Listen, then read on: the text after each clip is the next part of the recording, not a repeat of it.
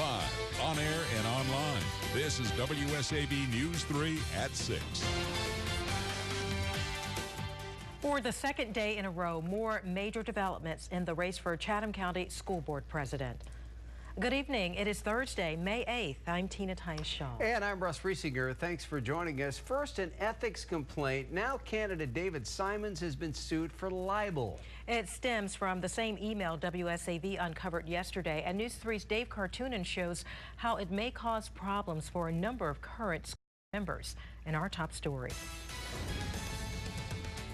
3, 2, 1. As members of the Chatham County School Board break ground on a new Hess Elementary School Thursday, the business of awarding the contracts to do this work comes to the forefront in a new lawsuit and raises difficult questions for some of these same board members. In a suit filed in state court Wednesday night, Michelle Gervais of Satori Construction accuses school board president candidate David Simons of libel, false and malicious attacks to destroy her and her business's reputation. The key exhibit, this email, where Simons writes Chatham School Superintendent Thomas Lockamy and all 5 Caucasian members of the board, saying about Gervais, quote, "This needs to end sooner than later where these unscrupulous minority contractors hold the school board and the legitimate contractors over a barrel," unquote. The accusation that Gervais tried to use her status as a minority and woman-owned business enterprise to negotiate better terms with a contractor bidding on the new Otis Brock Elementary School project, and that the contractor, Barton Mallow, dropped out of the bidding when they couldn't come to terms with her. But in Exhibit A, Gervais' lawsuit produces a letter from Barton Mallow to the board, explaining they dropped out of the bidding because, quote, "the cost to provide our construction services will jeopardize the project's stated cost limitations." The lawsuit alleges Simons' motive comes from working as a community relations contract employee of Reeves Worrell, a Savannah construction company and competitor. But through this email exchange, Simons also exposed conflicting relationships with the board members he's running to serve alongside. Simons' campaign contracted District 7 board member Jennifer Lambeth's husband to create the Simons campaign website for more than $1,200. Lambeth maintained by phone she's not supporting a candidate in the school board president race, even though her husband gave $101 back to the Simons campaign. And District 1 board member Julie Wade and District 4 board member Sean Katchmar both contracted Simons for just the type of consulting work that Simons appeared to be doing for a contractor when he wrote to them. Wade has paid him more than $4,300 in consulting and other fees, Katchmar more than $3,600. The fact that he's being paid by someone or not doesn't influence the way I look at an issue. If you want to make a conflict, I guess you can. If that were the case, then business in Savannah wouldn't happen.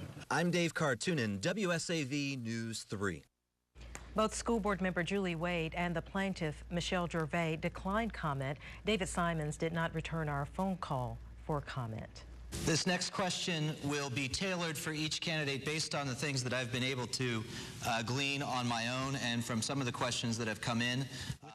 Well, ethics was a big topic at last night's debate for student board president, as moderated by our own Dave Cartoonan. The lottery system and Common Core were also hot topics ahead of the May 20th primary. We do have that entire debate for you on our website, WSAV.com. Just search School Board President.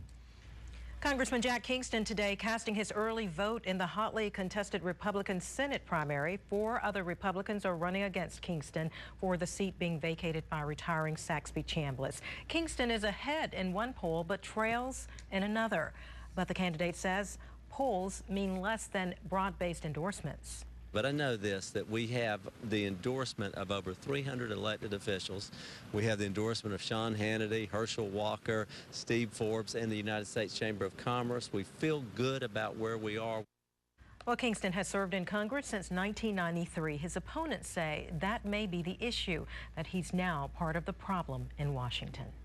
It is like something out of a movie. A woman bitten by a shark while on vacation with her family, but that was the reality on Hilton Head Island yesterday as a North Carolina woman was attacked just feet from shore.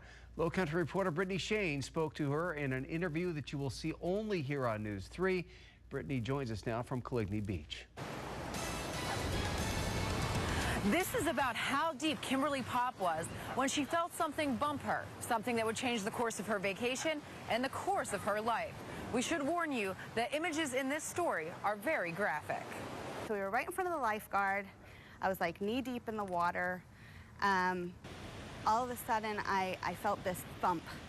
That's the best way I can describe it, like a thud, big bump on my leg. That's when Pop looked down and saw a 4-foot shark clamped around her left leg. I looked the shark right in the eye. His nose was up, his teeth were into my flesh. I immediately looked at my kids, screamed to everybody to get out of the water. There's a shark on me. After the water cleared, Pop said she took a deep breath and had to deal with the jaws around her foot. My first thought was, how am I getting him off? And I hit him, and luckily was able to keep my balance. He released, and I was able to run up to the sand. The lifeguard was right there. She was wonderful. Pop is on crutches, bite marks on the top of her foot, and stitches holding the bottom together. But she says adrenaline kept her from feeling pain until she was out of the water. And then she realized what happened. I realized, oh my gosh, I got bit by a shark. And when I saw the blood, I think that's what gave me the sensory, oh my goodness, okay, I'm in pain. She says she doesn't have any broken bones or torn tendons that she knows of. But what she does know is that one day she'll be back. I think I will eventually, but right now I'm taking a little break from the water. Now, as for Pop, she's in really good spirits this attack, even saying that she's going to go out and buy a lottery ticket because the chances of winning are lower than being bitten by the shark. Now, it's not known what type of shark actually bit down on Pop, but the last confirmed shark bite here on Hilton Head Island was back in 2006. As you can see, it's not keeping people out of the water. Reporting live from Coligny Beach, Brittany Shane, News 3. Statesboro police say he attempted to lure a young girl into his car, and now they need your help tracking him down. I want you to take a look. The suspect is allegedly driving a red Nissan car with Nissan in white letters on the side. Police describe the man as tall and skinny with blonde hair. The incident happened last night at the Stadium Walk Apartments. Now, if you have any information, you are asked to call Statesboro Police at 912-764-9911. A suspect accused of trying to out a CNT informant on the web, while investigators say he was carrying drugs inside his own car. Can you help bring him to justice? News 3's Andrew Davis opens this week's Fugitive Files. Jabbar Williams has a lengthy criminal history. He's on probation, and now he's wanted by the Savannah-Chatham Counter-Narcotics team for what they say he put on his Facebook page. He pointed out someone he believed to be an informant for the CNT, going so far as to cite specific cases that he believed that he had been involved in. And according to detectives, he wasn't done there. Williams went from the web to the streets. He actually had gone into this individual's neighborhood and approached his juvenile children. There was 4 people in the car who we learned later that were armed. He spends the majority of his time in Garden City, possibly in the area of Chatham City Apartments, possibly along 3rd Street, and then he could also be back there at his previous residence on Mell Street. If you know where Jabbar Williams may be, call Savannah CNT or Crime Stoppers right away.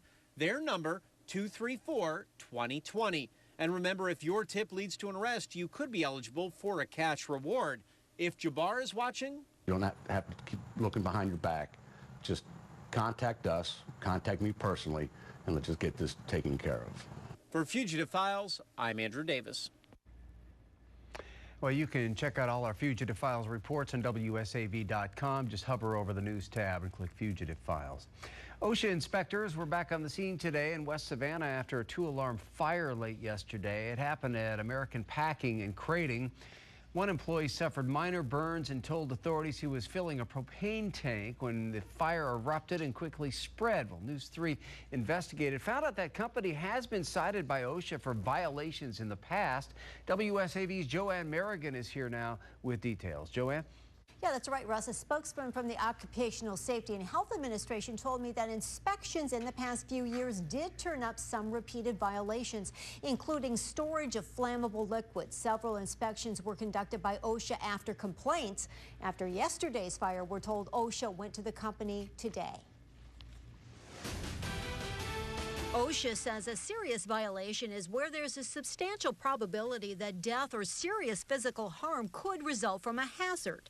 In May of 2010, there were 5 serious violations, including an obstructed exit route and no fire extinguishers near propane tanks. In July of 2011, there were 3 serious violations, including failure to protect a diesel storage tank from struck-by hazards and no fire extinguishers near the storage tank. In May of 2012, there was 1 violation.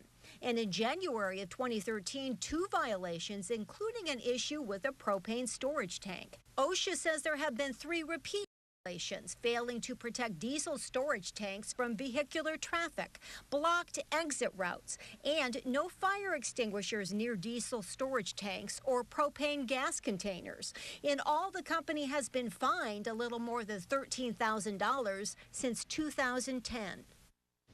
OSHA does say in most cases the fines were lowered after meeting with the company, which can indicate problems were fixed or were in the process of being fixed. But again, OSHA inspectors did return to the company today. We called the company for a comment, but did not hear back. Joanne Merrigan, WSAV News 3. Well, they say a picture is worth 1,000 words. But what will this view of Tybee Island reveal to researchers years from now? We'll explain. And a pleasant evening ahead with temperatures around midnight, 70 degrees, and wake-up temps in the mid-60s with some patchy fog. We're going to have a complete forecast as well as what you can expect for Saturday and Sunday coming up in just a few minutes. But let's get you some traffic here around the coastal empire and low country.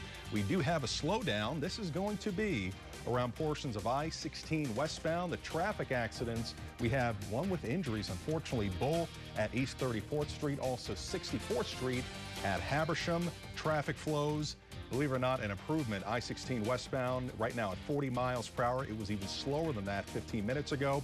There is a slowdown northbound on 95 around the airport with traffic at around 40 to even 50 miles per hour. Powered by Hargrey Live Titan Radar. Streak going in the coastal empire and low country. Yeah, 90s every single day this week. Earlier this week we hit 94, but right now here's a look around Tybee Island. A beautiful, beautiful day to head to the beach. 82 degrees in Savannah, but for Tybee right now in the upper 70s to near 80 degrees. Earlier today around downtown Savannah, 88. But for tomorrow, if you have any plans to head to the beach, should be another nice day, but some more clouds will start to work their way in from the west. So let's talk about the setup with our satellite radar composite. Looking good for your Thursday evening. Massive dome of high pressure in the western Atlantic is bringing us a south to even southeasterly flow. Now, in the meantime, that's keeping all the big storms away from our area. For Texas, Oklahoma, all the way into Arkansas, actually a couple tornado warnings all the way around southern Minnesota. So no big storms in our forecast. However, a slight chance of rain enters into our forecast for Saturday and Sunday. Temps right now, 85 in Savannah, 90 for Statesboro, even Vidalia in the lower 90s, and across the rest of the southeast, very warm, very spring-like from Mobile, Alabama, all the way towards Tallahassee, Florida. For tonight, it's going to be mild, mid-60s, upper 60s along our immediate coastline. With an increase in some lower-level moisture, some patchy fog will be possible, and a few clouds will roll in from time to time. So with our futurecast hour by hour, notice how as we approach sunrise, notice that gray shading that you see develop. That's some patchy fog. But as quickly as it develops, it will burn off. And notice all that cloud cover mainly at the mid to upper levels. That's going to roll in from the west, I'd say around 2, 3, even 4 in the afternoon and continue for the rest of the evening.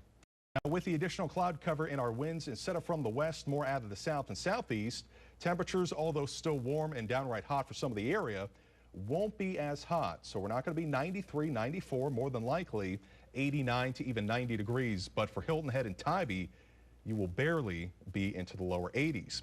So let's mix it up here. A lot of people have kind of forgotten we have the tropical weather season here just a few weeks away. And for the Eastern Pacific, their season starts on May 15th. We have been tracking a broad area of low pressure, which is not expected to develop. It's going to continue to bring a lot of moisture around central Mexico. But I am going to be watching this area of moisture and some showers and storms just towards the northeast of Puerto Rico, which right now is not expected to develop. Marine forecast for tomorrow, the waves at 2 to 3 feet, visibility at 10 miles, and the high tide around 5 o'clock during the late afternoon into the early evening hours. 7-day forecast, 89 degrees for tomorrow. To recap it for the weekend, more clouds on Saturday, upper 80s for Mother's Day, Sunday. And then on Monday, 88 degrees, a 20% chance of rain. Your Tuesday's looking good, 88, mostly sunny. And then it looks like we will have a good chance of rain for Wednesday into Thursday. Right now, the models kind of disagreeing on which day it's going to be. So hopefully they'll come into better agreement and we'll pinpoint that forecast even more for you. Okay, thanks, man. You bet. A tidal wave of change could be coming to Tybee Island. Find out next why the future may not be such a day at the beach. You're watching News 3 on your side at 6. Well, it is the perfect day to be at the beach, but experts say if steps are not taken in the coming decades, Tybee Island streets will be flooded and its sand washed away. That's the reality of sea level rise for many low-lying coastal areas. News 3's Greg Alberg joins us now live from Tybee with this special report. Greg? The ocean is what makes Tybee Island so beautiful, but what you can't see is that it's actually an unforgiving predator threatening to slowly drown these coastal communities. But what you can't see is that over the next 20, 50, even 100 years, experts say the problem will become impossible to ignore. The Manusi name has been a Tybee Island staple for 200 years. Over time, Billy and Brenda have watched floodwaters grow in their neighborhood after storms. But today's high tide is tomorrow's normal tide. I want it to be better, but unless you can raise this island up 20 feet, there's nothing else that can be done. And as sea levels continue to rise, the high tide will reach further and further up onto the upland, and we'll see greater and greater flooding. It's part of Dr. Clark Alexander's job at the Skidaway Institute of Oceanography to study things like sea level rise. Want to see what he sees? This animation shows the impact of an expected 1-foot rise in just the next 25 years, 3 feet or more with a normal tide by 2100. Finally, this is what happens at storm tide with 3 feet of sea level rise. Only a thin sliver of the island is immune. With water levels like this, does that mean that islands like Tybee are even going to be inhabitable? Not necessarily. There are a lot of decisions that will have to be made in the next 50 years. But planning must begin now, and 2 people on Tybee that are leading that effort are Mayor Jason Bielterman and City Councilman Paul Wolf. If we ignore sea level rise and fail to be proactive in planning for a 20, a 50, a 100-year window, our grandkids, instead of riding beach cruisers from bar to bar, are going to be paddling kayaks down the streets. That's how serious it is. One of the biggest challenges is going to be keeping that rising water from washing right into the streets. Now, Tybee Beach already has these dunes which do that, but they come in patches with gaps in between. Now, city leaders want to fill in those gaps by having sand dunes that wrap all the way around the beach, creating a protective barrier against the ocean. Tybee will ask the Army Corps of Engineers for help with that in the next 10 years. This is the back end of Tybee Island. It's the lowest and most flood-prone area. This is where the Manusis live. Right now, their neighborhood experiences up to 2 feet of floodwater 3 to 5 times per year. Well, over time, by the year 2100, that could increase to up to 5 feet of floodwater, meaning that this road would be submerged, water in houses, several times a year. The Manusis want their family name to carry on this island another couple hundred years with the help of Tybee leaders. I hope they do that. Our mayor has, and our council has done an awful lot to really make this island better. Dr. Alexander says that sea level rise is accelerating. You see, the water levels grew only about a foot over the past 100 years, but over the next 100 years, they're expecting to see more than 3 feet growth. Reporting live on Tybee Island, Greg Goldberg, WSAV News 3. Well, assuming the challenges Greg mentioned are handled, will Tybee Island still have a beach? Already, beach renourishment costs millions of dollars every 7 years. And what about getting there? Highway 80 is the only way on or off the island. It sees some tidal flooding about 4 or 5 times each year. With just 1 foot of sea level rise, it's going to be underwater 45 to 50 times a year. And with 2 feet, it's going to be underwater over 80 times a year. Mayor Bielterman says that's the primary concern. One of the Georgia Department of Transportation has not allotted any money for at this time. You're watching WSAV News 3 on your side at 6. We'll be right back. We got to go. We're out of time. Actually, apologize for that. Have a good night, everyone. We'll see you at 11. From all of us here at WSAV, for making us your time for news.